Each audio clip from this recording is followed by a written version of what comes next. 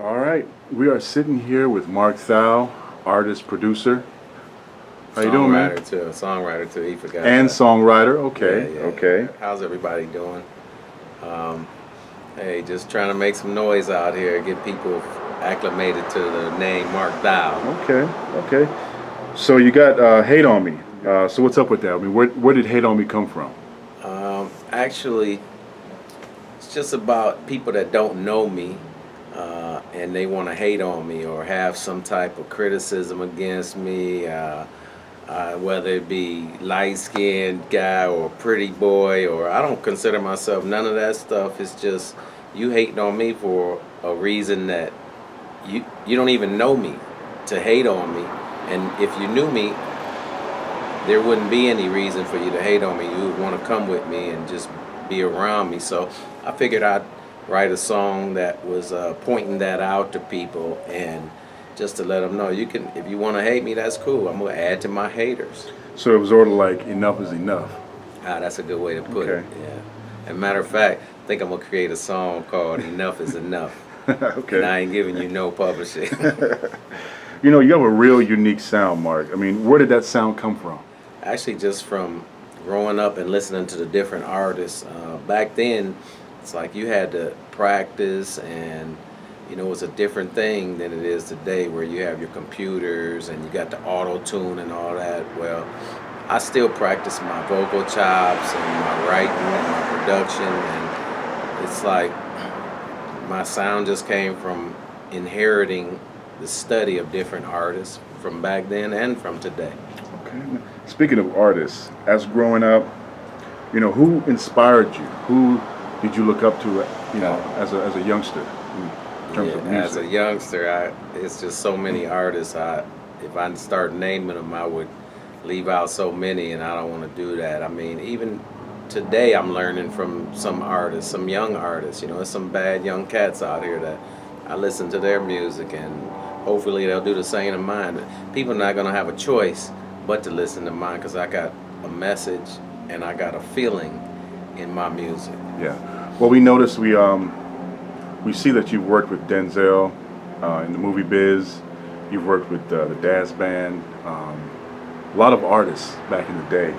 So, I mean, were you born in California, or where are you from No, originally? I'm actually originally from Cleveland, Ohio, uh, and my cousin he formed the group Daz Band, and when they were traveling and touring, he gave me the opportunity to go on tour with the Daz Band, and I learned a lot of music.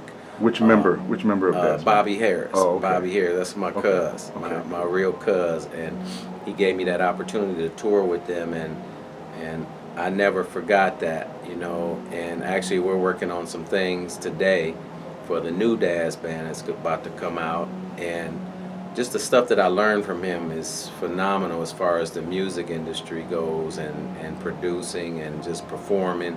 And I work with Denzel Washington, Mario Van Peebles in Panther movie, Diane Keaton and Andy McDowell in Unstrung Hero. But being in the film industry, I love it, but it was just taking too much of my time, and I didn't. Nothing like the music biz, right? Nah, it's like taking my time away from the music, and I can't have that. Okay.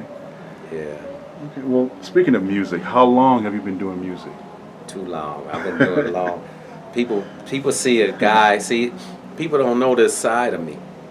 They know I know a lot of people. A lot of people know me, but they don't know the music side of me, and it's a whole different vibe than what they normally see. And once they start picking up my music, they're gonna it's gonna be a closeness between me and that person, and that they never knew, that they thought they knew me. So when we talk about collaborations in the industry, who are some of the people you've worked with? Well, I've been in the film industry and the music industry, and the people in film, Denzel Washington, Devil in a Blue Dress, Mario Van Peebles for the Panther movie, Diane Keaton, Andy McDowell, Unstrung Hero, um, the Stuart Smalley Project, just to name a few of them. Oh, and AJ Jamal, which is my martial arts instructor's brother, he directed his own movie called Super Spy, which Lisa Ray got her first start in there, which she didn't mention that, I don't think. She said that she got her first role in the Players Club, but so be it. But as far as in the music industry, I work with Ty Dolla Sign. That's my little nephew. You know, he's when he was 12 and his brother was 10 years old. I was producing them with their dad. I love that. That was a fun time. Little Ty, nobody knows how good he really is, but he's a bad boy. So you worked with Ty's dad too in some projects. Yeah, upcoming. Ty and Ty's dad has a project that he included me in. It's called Afterplay, and another brother named Bezio. Bezio is a bad dude too. We all was around that camp at the time of producing Ty when he was younger. So it's a lot of people I work with. It's artists that I work with that I didn't mention. It's up and coming artists I'm working with. I'm trying to focus on Marc Thou right now. Get everybody acclimated to the name Marc Thou. Your music, Mark, has a real distinct sound. Do you engineer your own stuff, or is it? Yeah, my sound, because there's a difference between my sound and the engineer sound, but my sound is just a melting pot of so many different artists that I took to heart, and I studied their music and I put my own twist on it for my originality. And then there's the engineering sound. The engineering sound is your mix engineer, what he takes the finished product to. And my mix engineer is like one of the dopest dudes in the world. His name is Ian Boxhill. Look him up. He was Prince's former mixologist. I call him a mixologist, but he's Prince's former mix engineer. And he is one of the baddest cats I know as far as mixing music, sound engineer. Okay. Well, we appreciate the time, man, and I hope the album does big things, Yeah. and the single is great. So, Well, we're not gonna put an album out right now. What we're doing is Cut Creators presents Marc Thou. Okay. So, what we're doing, we're just gonna drop a single, and maybe every other week we're gonna hit you with a new video, just to get you acclimated to the name Marc Thou. It's gonna be a household name, trust me. now is this going to be on your channel?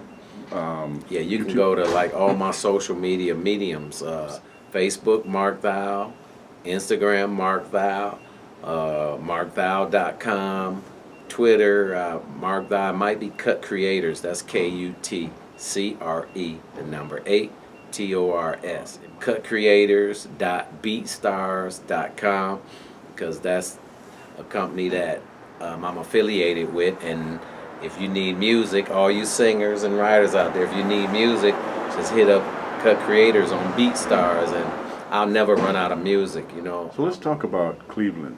Oh yeah.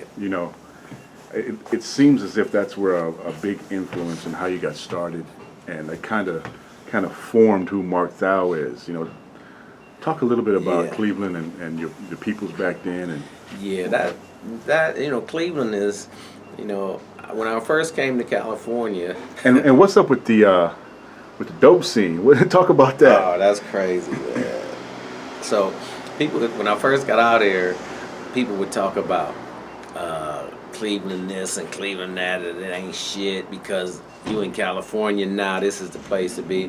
But, I'll never forget my roots. My roots come from Cleveland, and the dude that I am today came from the upbringing of Cleveland. And Cleveland, hey, it wasn't a bad place. Cleveland just was a place that I was molded in to make me the person that I am today. And I'm a bad mother.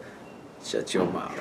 So my influences came from so many things in Cleveland, from, look, the streets, the dope game. I wasn't on the corners slinging nickel and dime shit. I was in the scene where I had workers for me. I had an empire back then, and that wasn't for me though, and I went through a setup game, like all these things these guys out here be showing in their videos or talking about, that these rappers or what have you. I'm not saying anything against rappers, but a lot of them haven't lived that shit. I lived it. I saw it. I beat death. God gave me the chance to conquer death, and I did. And here's my chance, and I never looked back. You know, I got a cat that taught me the game, Silky Milky. That's what they call him, Silky. And me and him, you know, we were two of the survivors of the game. You know, we had all our cats, they either dead or in prison now, you know. And Orlando was another good brother, you know, and we the only three that escaped. But as far as that was before the music. So after the music, I'll never forget this guy. His name is Christopher Wright. And I was in his basement. I was dating his sister. She was a singer, you know, and he went to her house, her mom's house, and I went in the basement and met her brother, and he's down there making beats. And I just asked, hey, how you do that? He showed me how to, he was the one that showed me how to produce music, and from there, it's history. The rest is history. Yeah, it's history. And it's a brother out here that I met that taught me a lot about singing, Demetrius Perry. He showed, you know, just hanging with that brother, that's one of my closest brothers. Yeah, a great singer and one of the coldest writers I've ever known. Me and him, when we first met, he asked me to help him write a song, write a verse. So we're sitting at the table with Jeff Carruthers, who's another great producer. We're sitting at the table with him and Ronaldo Greenfield, Reno, another great producer. So I wrote my verse, and Demetrius looked at it, and he says, "Oh, I like that. But you need to dig a little deeper." When he said that, inside, I was hurt. And it's like I wanted to strangle him. Because I know what I wrote was dope. And he let me hear his. I felt mine was doper than his. So I just bit my tongue, you know, and didn't say anything. Because that's the type of person I kind of am. But I used to be. Like, I didn't take no shit. And like that, I'm snapped. But I'm cool with it. So what he said to me, I'll never forget, because you can never dig too deep. You can always dig deeper and deeper, and that's the difference between a star and an icon. I'm not trying to be a star. I'm already a star in life when I was born. Okay. I am going to be an icon, like your Prince, your Michael Jackson, even Ty Dolla $ign is an icon, and he's still growing. So that's the path I'm on, you know, and it's inevitable. Okay. Well, thank you for the time, Mark. Yeah, man. I'm going to go back in the studio right now words and of write wisdom. some shit. Definitely words of wisdom. Yeah. So we thank you for the time, and that's what the people gonna get in this music. They gonna get the wisdom, you know, to help them through life. Cause life is it's rough out here for people, you know. And I just want to help them. You hear a song will make you get by the day, you know. And I want to be that person that they live with. Okay. Yeah. Well, thanks a lot, man. Thanks for sharing with us. And don't be trying to shoot me out of here early, man. I ain't done talking, man. Don't be cutting me off. You don't have to go home, but you got to get them up out of here.